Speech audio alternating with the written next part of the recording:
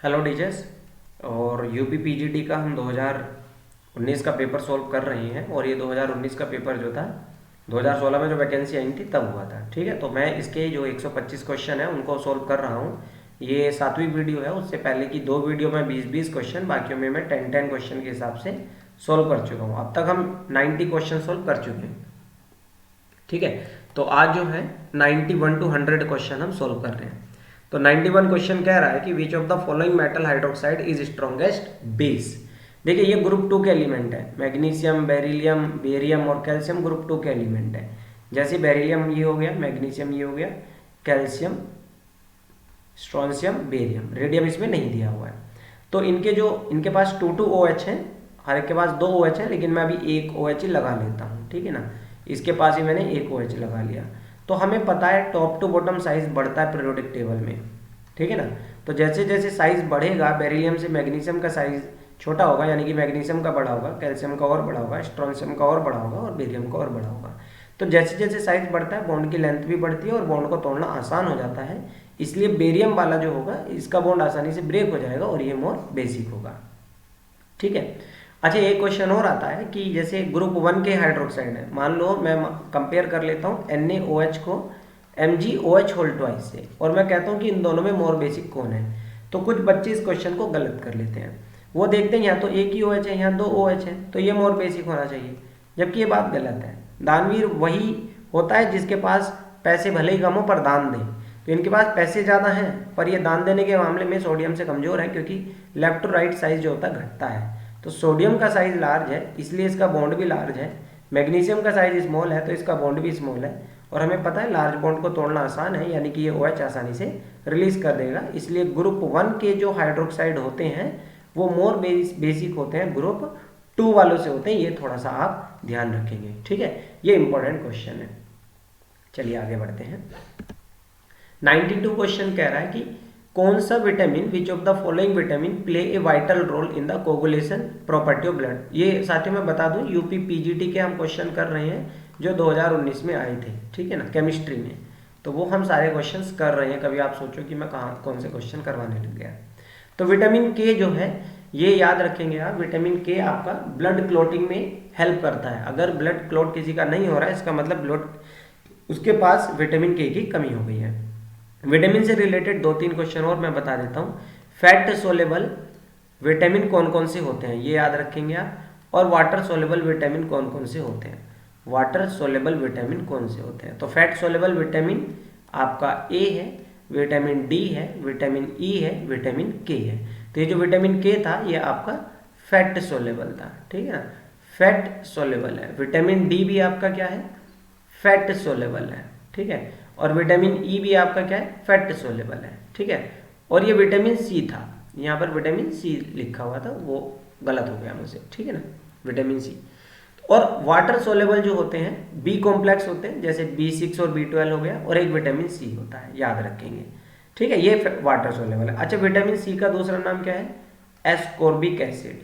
और आपको ये भी पता होगा कि इसकी कमी से कौन सी डिसीज होती है, स्कर्वी, हिंदी में ऐसे लिख देते थे हम, स्कर्वी। ठीक है ना। अच्छा विटामिन B6 की कमी से कौन सी होती है ये याद रखेंगे, ये इंपॉर्टेंट है। विटामिन B6 और B12 जो है ये आप याद रखेंगे। ठीक है, तो विटामिन बी सबसे पहले अगर मैं बात करूं तो विटामिन B12 की अगर मैं बात करूं तो इससे होता है परनीशियस एनीमिया। ठीक है ना, इससे कौन सा, इसकी कमी से होता है PERNICIOUS, pernicious, ANAEMIA, pernicious anaemia, याद रखेंगे आप ये। ठीक है, और विटामिन सी की वजह से की कमी से क्या होता है, कन्वर्जन, CONVULSION,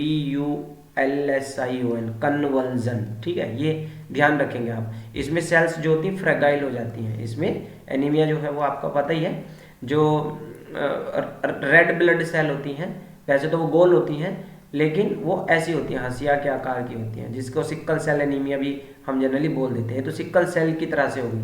तो पर एनीमिया भी वही होता है कि ब्लड का जो फ्लो होता है वो कम हो जाता है और ब्लड की डेफिशिएंसी हो जाती है।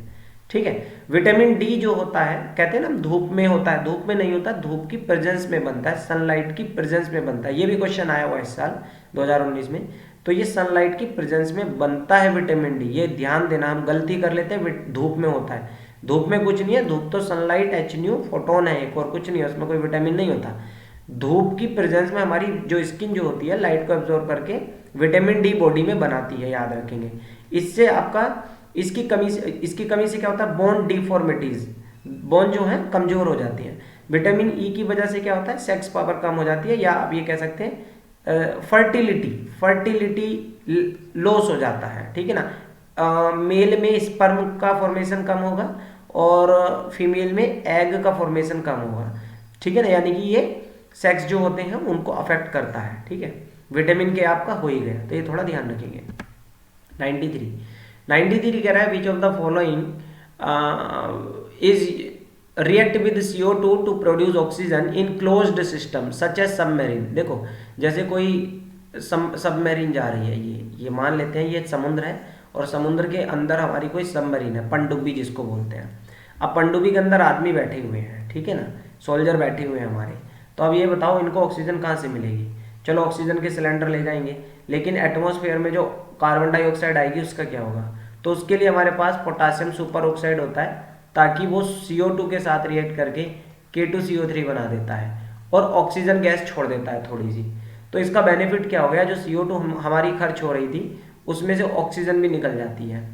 सॉरी गलत हो गया, CO2 खर्च नहीं, CO2 जो बाहर आ रही थी उसको भी हमने ठिकाने लगा दिया, KO2 के साथ रिएक्ट करा के K2CO3 बना दिया और बदले में हमें ऑक्सीजन भी मिल गई थोड़ी बहुत।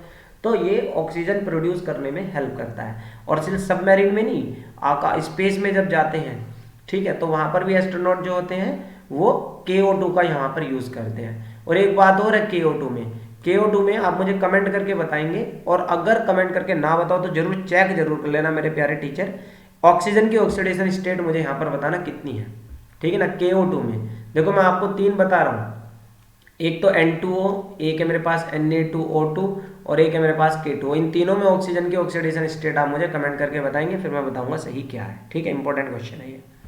94 क्वेश्चन पे आ जाते हैं। वो कह रहा है, हालांकि आपको साइज में कम दिख रहा होगा, कि decreasing order of stability of free radical. देखो फ्री रेडिकल हो या कार्बोकैटायन हो, वो उनकी स्टेबिलिटी का ऑर्डर होता है ये, ठीक है ना, याद रखेंगे। चाहे वो कौन हो, फ्री रेडिकल हो या क्या हो, वो कार्बोकैटायन हो, स्टेबल टर्सरी होगा, हाँ, या फिर आपका एरोमेटिक कार्बे एनायन हो, एरोमेटिक कार्बे, एलिफेटिक नहीं, कार्बे एनायन हो। उन तीनों में स्टेबिलिटी जो होती है वो ये होती है, ठीक है। अब इसका मैं आंसर देखता हूं। देखो मुझे सी की बात करते हैं। सी में 3 बेंजीन दे रखी है, ठीक है ना, C6H6 दे रखा है, एक ये हो गया, कार्बन हो गया, ठीक है ना, C6H6 आपका ये हो गया, और एक C6H6 आपका ये हो गया। ऐसे बना लेता हूं मैं, ठीक है। एक तो ये दे रखा है, ये सबसे ज्यादा स्टेबल है, ये टर्सरी है और साथ में एरोमेटिक है, क्योंकि टर्सरी आपका एलिफेटिक भी हो सकता था, ठीक है ना, लेकिन एलिफेटिक से ज्यादा एरोमेटिक ज्यादा स्टेबल होते हैं, क्योंकि एरोमेटिक में रेजोनेंस चलता है, मैं अभी आपको बता रहा हूं।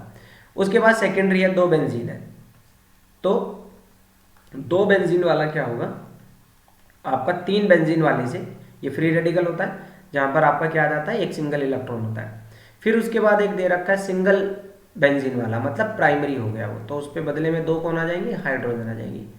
अब उसके बाद इसमें जो दिया हुआ है वो दिया हुआ है रेजोनेंस है, लेकिन उसमें डबल बॉन्ड CH2 CH ये आपका ऑर्डर होगा, बाकी इसमें कोई भी करेक्ट आंसर नहीं है। अब मैं देखो उसका कारण बता देता हूं ऐसा क्यों है।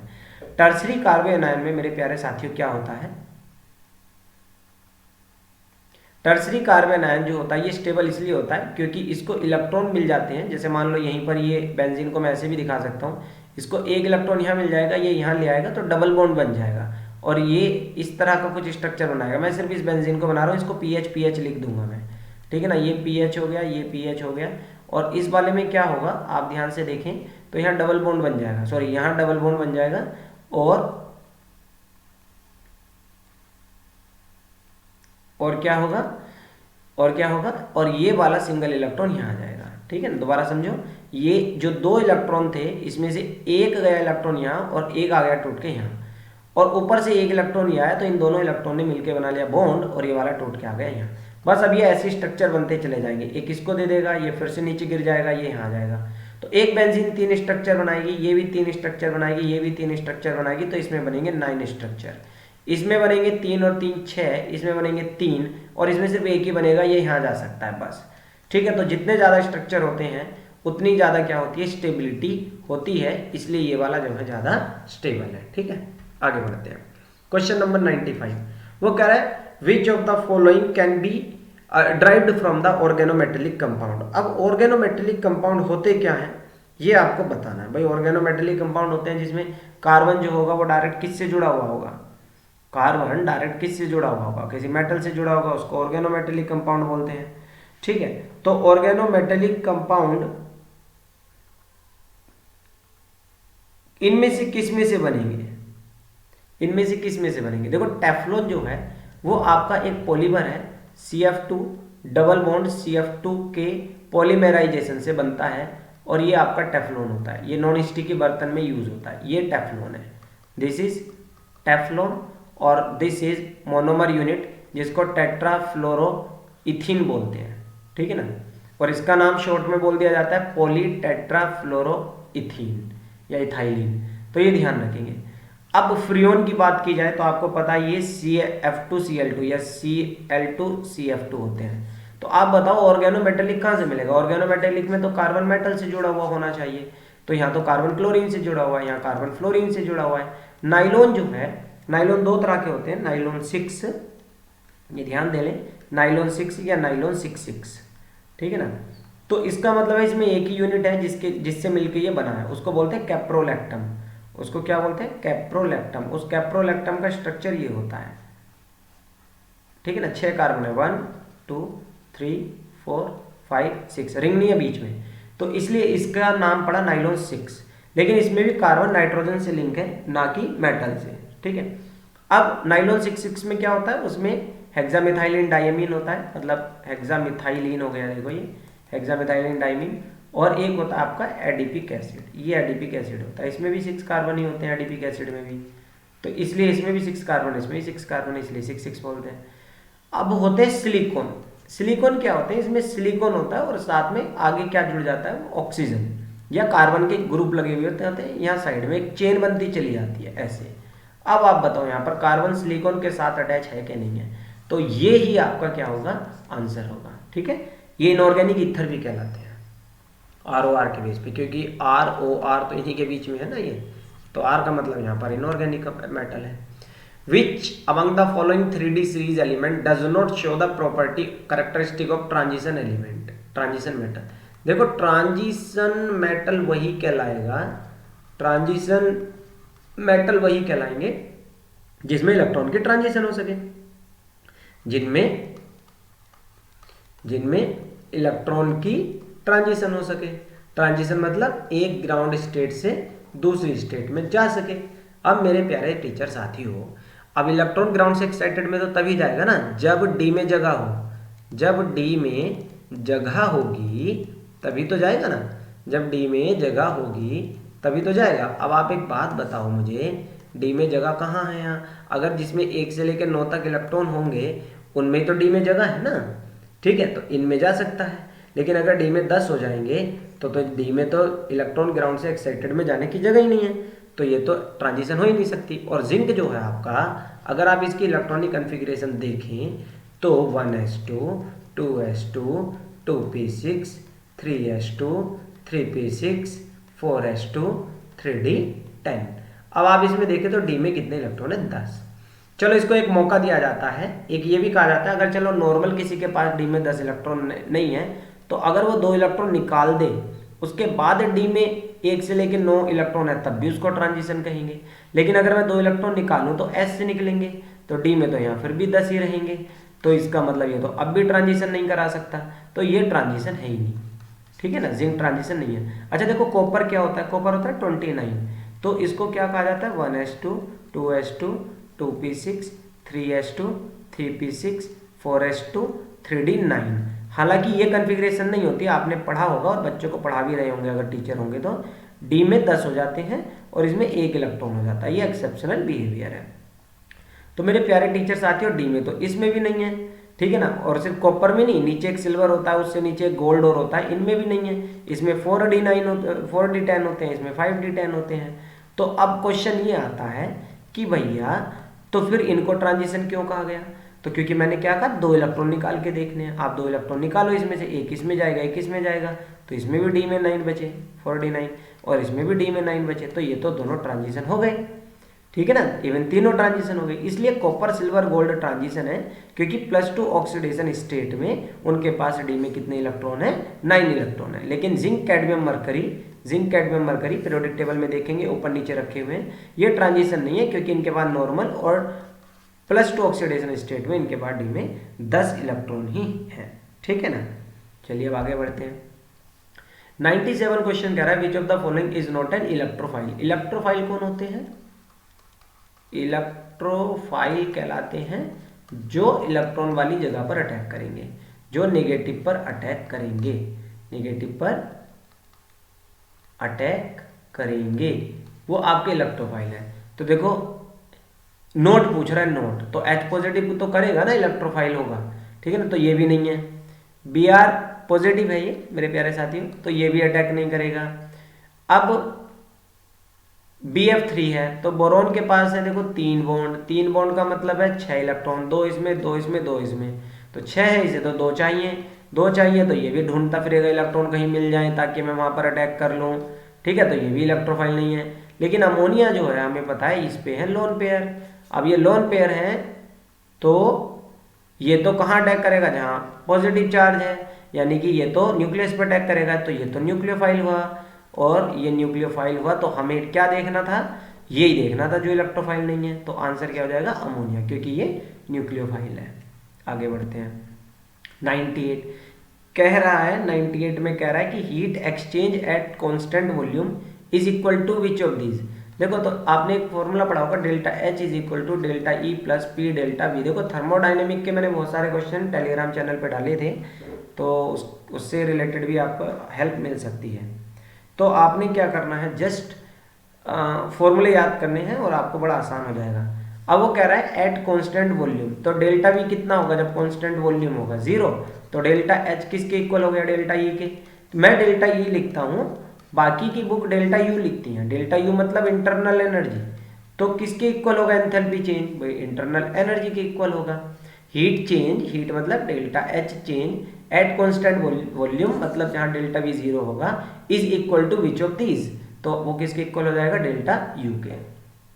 आगे बढ़ते हैं। 99 वो कह रहा है ऑर्थोफॉस्फोरिक एसिड की बेसिसिटी क्या है। देखो ऑर्थोफॉस्फोरिक एसिड होता है H3PO3, ये थोड़ा सा आप ध्यान रखेंगे। ऑर्थोफॉस्फोरिक एसिड क्या होता है, H3PO3। फिर H3PO4 क्या होता है, H3PO4 phosphoric acid, this is orthophosphoric acid, orthophosphoric acid. और ये क्या हो गया आपका, ये क्या हो गया H3PO4 फॉस्फोरिक एसिड, ये क्या हो गया फॉस्फोरिक एसिड। और H3PO2 क्या होता है, इसके नाम याद रखेंगे, हाइपोफॉस्फोरस